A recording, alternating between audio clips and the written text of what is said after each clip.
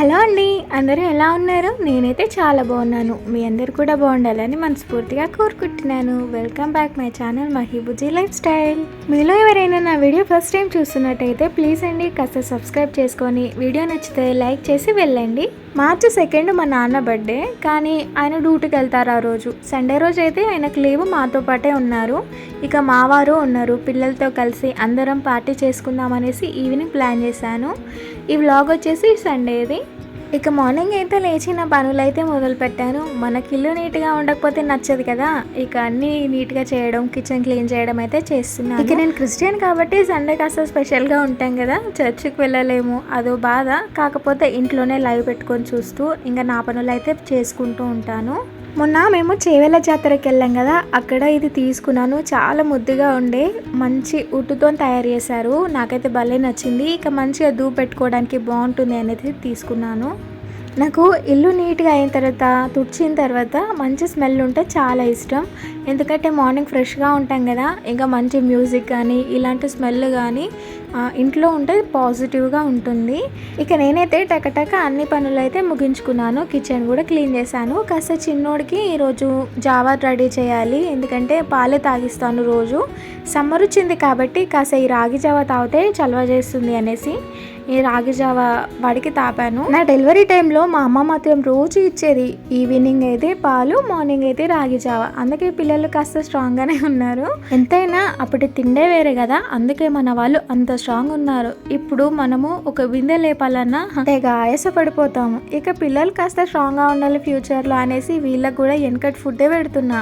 చిన్నప్పుడు మా పెద్ద బాబు కూడా భలే తాగేవాళ్ళు అమ్మమ్మ వాళ్ళ దగ్గర కూర్చొని. ఇంతకుముందు లాస్ట్ వీడియోస్లో చూడండి, చిన్నప్పుడు ఎంత ముద్దుగా తాగేవాడు. ఇక మార్నింగ్ అయితే వానికైతే తాపిచ్చాను, కానీ చిన్నోడు తాగలేదు. ఇక వాడికి తినిపించే మకానా పౌడర్ అలా బ్రేక్ఫాస్ట్ ఇస్తాం కదా, అందులో మిక్స్ చేసి అయితే వండి పెట్టాను. ఈలోగా మా వారైతే కూరగాయలు తీసుకొచ్చారు. షాద్నగర్ కొద్దిగా దాటిన తర్వాత మార్కెట్ జరుగుతుంది. అక్కడైతే రైతులు తీసుకొస్తారంట పొలాల నుంచి, ఊర్లో నుంచి. చాలా బాగుంటాయి, మంచిగా హోల్సేల్గా ఇస్తారు. ఇక 2-3 రోజులకైతే సరిపడా కూరగాయలు తీసుకొని వచ్చారు. ఇక చిన్నబాబు కోసం అయితే మార్నింగ్ పెట్టే బ్రేక్ఫాస్ట్ అయితే అయిపోయింది పౌడరు. దానికోసం అయితే మకానా, ఓట్స్, అలాగే మల్టీగ్రెయిన్ ఓట్స్, డ్రై ఫ్రూట్స్ ఇవన్నిటిని కలిపి పౌడర్ చేసి మళ్ళీ పెడుతున్నా. పాపం మా నాన్నకి ఇలాంటి ఏం చేయలేకపోయినా, అప్పట్లో నాకేం తెలియదు. ఇవి కాస్త ఇప్పుడు నేర్చుకుంటున్నా కాబట్టి చిన్నోడు చాలా గ్రోత్ బాగుంది, వెయిట్ గెయిన్ కూడా మంచిగా అవుతుంది. మా పెద్దోడికి ఇవన్నీ తెలియదు పాపం. వాడికి సెర్లకు ఉగ్గు పెట్టాను, అందుకే వాడు కాస్త డల్గా ఉంటాడు. ఇక ఇప్పుడైతే రొట్టె, ఆకుకూరలు మాతో పాటు తింటున్నాడు కాబట్టి ఇప్పుడు స్ట్రాంగ్ అవుతున్నాడు కాస్త. ఇంకా చిన్నబాబు కోసం అయితే పెద్దోడు మిగిల్చిన కాస్త రాగి జావలో ఆ పౌడర్ వేసి కాస్త కలిపి వండాను. అందులో కాస్త నెయ్యి వేసి వాడికైతే తినిపించాను. పిల్లలకైతే ఇది చాలా మంచిది, ట్రై చేయండి మీరు కూడా. ఎవరైనా న్యూ మమ్మీస్ ఉంటే తప్పకుండా ఇలాంటిది ట్రై చేసి పిల్లలకు పెట్టండి. ఎందుకంటే బయట సెర్లాక్ తిన్నా వాళ్ళ బొజ్జ నిండుతుంది, కానీ ఎలాంటి వాళ్ళకు బలం రాదు. పైగా మన డబ్బులు కూడా వేస్ట్. సెర్లాక్ ఒక డబ్బా తీసుకుంటే 2-3 రోజుల ఖతం అవుతుంది. అందుకనే ఇలాంటివి మన ఇంట్లోనే చేసుకోవాలి. ఇక మా నాన్న బర్త్డే అని చెప్పాను కదా, పైన బిల్డింగ్ పైన అయితే ఇలా డెకరేట్ చేశాను. సెలబ్రేషన్స్ అయితే ఈరోజు చేసుకుంటున్నాం.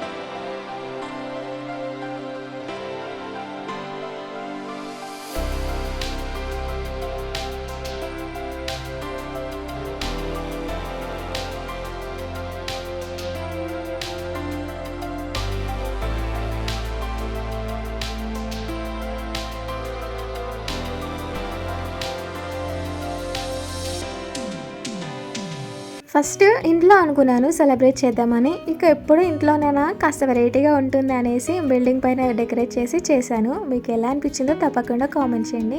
సో ఇదండి వీడియో. నచ్చితే తప్పకుండా లైక్ చేసి నా ఛానల్ని సబ్స్క్రైబ్ చేసి కాస్త ఎంకరేజ్ చేయండి అబ్బా. ఓకే ఫ్రెండ్స్, మళ్ళీ ఒక మంచి వీడియోతో మీ ముందుకు వస్తాను. ఉంటాను మరి, బాయ్.